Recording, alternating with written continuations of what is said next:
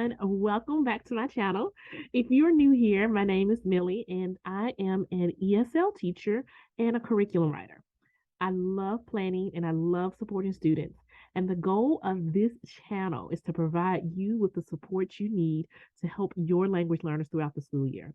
Before we dive into today's episode, I want to make sure that you hit the subscribe button and hit the notification button. This is going to help you to get notified of any time I post a video that will help you with your language learners. So let's go ahead and dive into today's episode. Take a moment to reflect on this question. If you're new here, I love asking reflection questions. They give you a time to think, regroup, and most importantly, it gives you the opportunity to grow as an educator. So think about this question and answer to yourself honestly, where do you stand? What are some areas of growth that you notice that you need when it comes to teaching newcomers? You can pause the video, do whatever you need to do, but I just want to make sure that you are taking a moment to think about this question. So let's go ahead and dive into today's episode. A question that I get from teachers who teach and support language learners is, how can I help my newcomers? Teachers who've been teaching for years seem to be stuck on how they can support their newcomers throughout the school year. It's almost as if a lot of people think there's this magic trick that they have to do when they are actually really simple ways that you can support your newcomers throughout the school year. And a lot of times they're really surprised about some of the strategies they're using because they are effective. A lot of them are just common sense strategies, and sometimes we tend to overthink those things. Today, I'm going to be sharing with you common mistakes that teachers make when it comes to newcomers so that you can learn from those mistakes and not repeat them throughout the school year. So, I want to share with you a quick story about my journey. My first year as an ESL teacher, I made a lot of mistakes, a lot of them. One of the mistakes I made was thinking that my students need to be pulled out into a hall to learn. I did this every day for about 2 months when I realized that it wasn't working for me and for my students.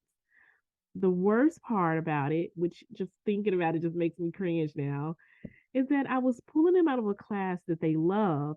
And on top of that, I wasn't really providing them with any academic work that was challenging enough to move them to the next level. The students were just simply doing activities that were not aligned to the standards, and they were just off the mark, just random things that I had just pulled and like, oh, this would be fun to do. I realized this when I was in class one day with the students, and the other students had beautiful projects that they had been working on. The students I had been working with, they didn't have any projects, you know. So I realized in that moment, you know what? That was completely doable. Like my students can do that project and they would have done a beautiful job on it. When I saw the disappointment on the students' faces that I taught, I knew that I had to make a change and I knew that I had to make that change very, very quickly.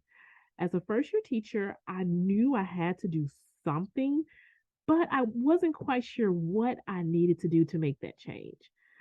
I started thinking about the previous jobs I had and what I didn't know I went to a training for. Same thing with teaching. I just had that light bulb moment. It's like, oh, I don't know this. So let me go ahead and go to a training for it. Training. Yes, training.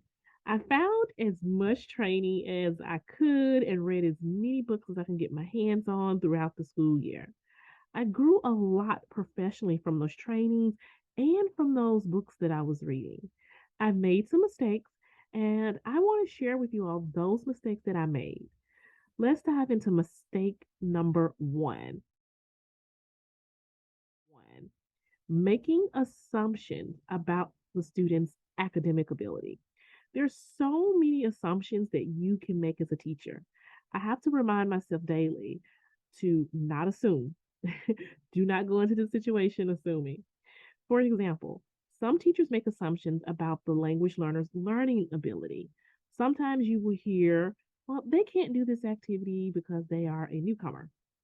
Surprisingly, I hear this more from ESL teachers than I do from mainstream teachers. I know. I personally, I would love to know what you all have you heard that statement from a lot. Teachers who see the results set high expectations from their students.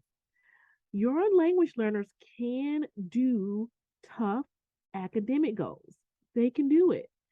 I want to encourage you to go into each class every single day with high expectations for your students and leave those assumptions at the door. Let's dive into mistake number two. My second mistake I made was not providing the language learners that I taught with enough rigorous learning activities. A lot of times teachers think that the activities have to be easy for your language learners. Just because your students are not fluent in English does not mean that they're not capable of doing rigorous learning activities. They can do hard things. Your newcomers are capable of thinking critically. They can do that.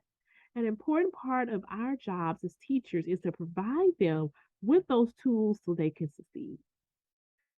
Let me share mistake number three.